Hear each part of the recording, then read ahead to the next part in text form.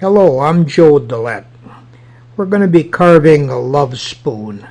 Love spoons date back to the 17th century, back into the region of Wales and around Ireland. Well, love spoons were given to a girl with the intention of dating the girl. And so typically you put on symbols of love, and they're not really used as spoons. They're just kind of a symbol. So that's what we're going to be making. Traditionally, they were made out of lime wood. Lime wood in this country is called basswood, and that's what we're carving here. So this will be the bowl of the spoon up here, and then this will be the handle. After transferring the pattern, I'm drilling out these sections in the center so I can saw that out first. I'm going to saw that out first because I will still have the strength of the pieces around it.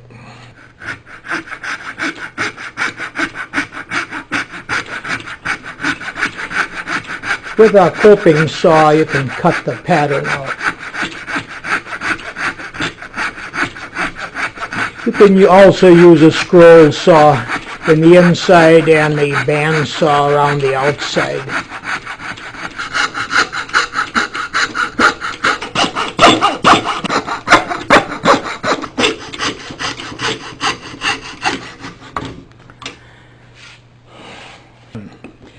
We're going to put a floor in the vise there. This is just a board to keep it holding at a certain level. Now clamp it between the jaws. So we're going to be using two tools to finish this. One is a gouge. It's a number 6 sweep. That's the curve in it. And then I'm going to be using a knife. And so the first thing I will do is I will scoop out the bowl of the spoon. So I just come down from this direction, then I come from this direction.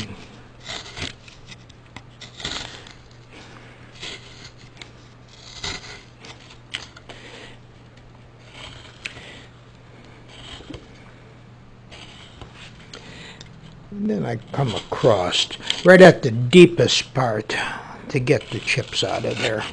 It's kind of like the stop cut.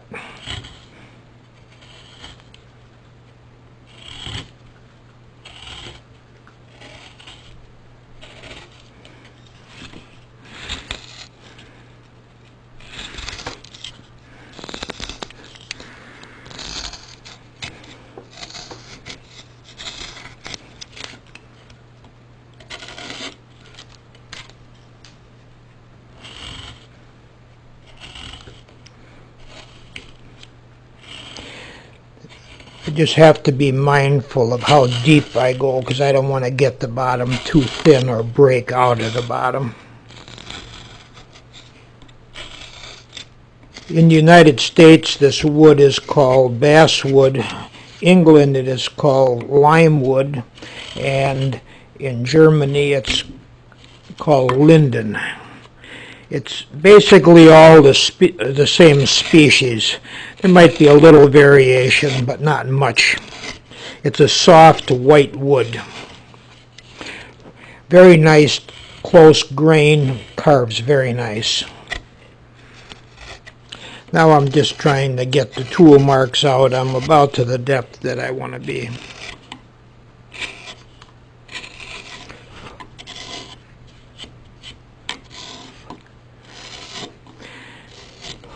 A little bit of sanding will get the bottom of that bowl nice and smooth, removing all the tool marks.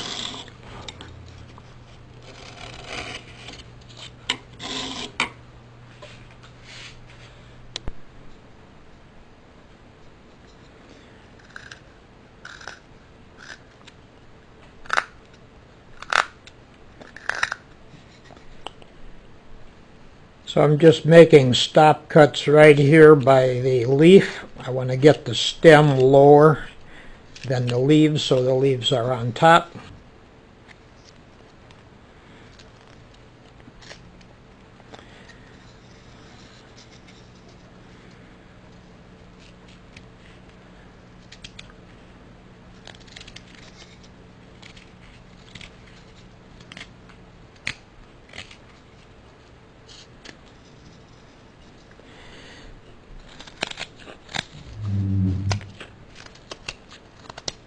So by doing the stop cut first, I don't have to worry about splitting that off. I just come right down right to there.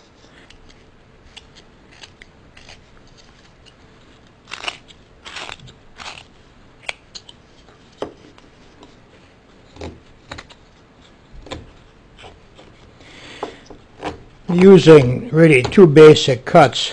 One I'm pushing with my thumb as I'm pulling back with this hand, and the other one as I hold a knife in the hand like this. And it's safe because that's as far as I can close my hand. So then I pinch the piece right up against my hand that holds it, and then I just work the knife back and forth like that. Gives me a lot of strength and a lot of control at the same time.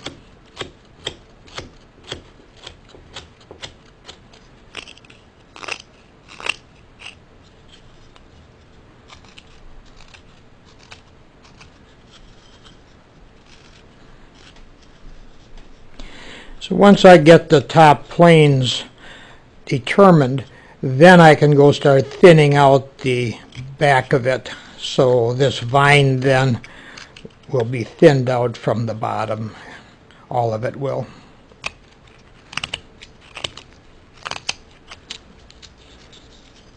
So we're going from the bottom up towards the top here.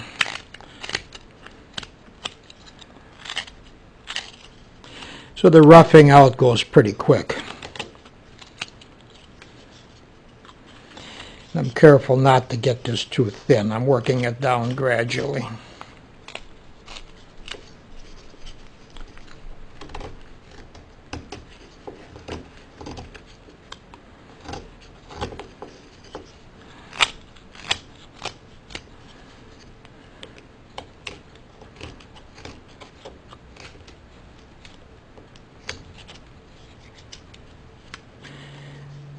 The thicker I can get this section, the more freedom I have with this leaf to make this leaf do different things.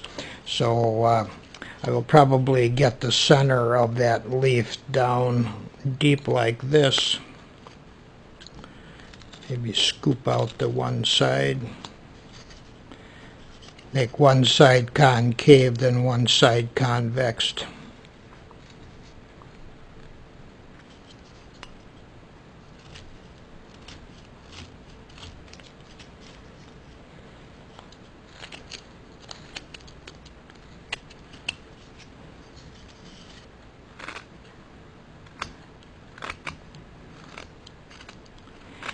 This will be the convex side. This will be the concave side on this side. Now to start roughing out the back so I can match the bowl.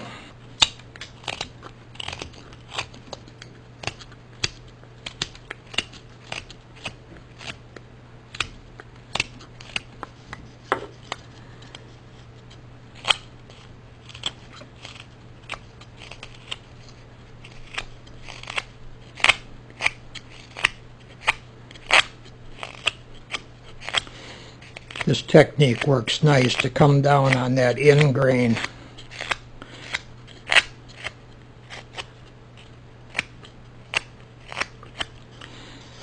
Don't want to get that wall too thin.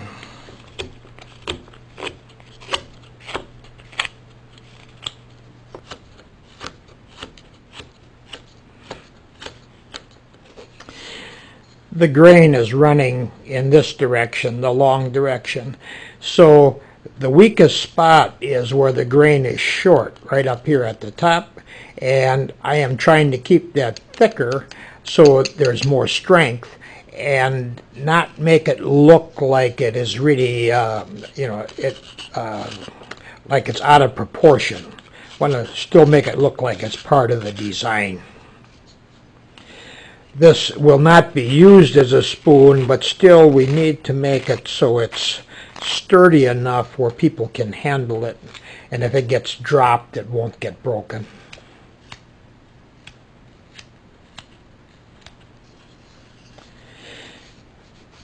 So we've got a little bit of time in whittling, and we can continue to work on getting the knife marks down a little bit smoother, or we can just go right directly to sandpaper.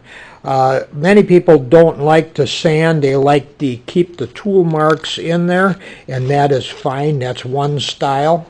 The tool marks do add a nice interesting bit to the design. It also just tells that this is really hand carved, and it shows the skill of the carver if it's done well.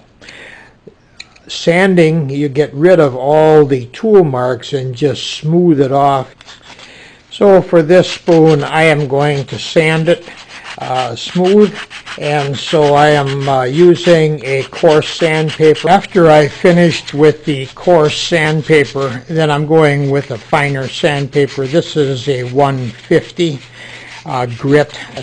I'm going to use a clear varnish on it, keep the nice light color. If you're doing utilitarian spoons that are going to be used, what I would do is use a salad bowl finish on the spoons. There, I think it's ready for a coat of finish.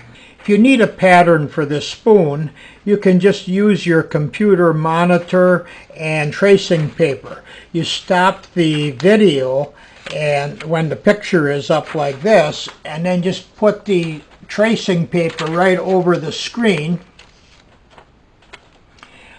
You can adjust it to the size that you want, and then just using your tracing paper, your pencil, and just take and trace the pattern.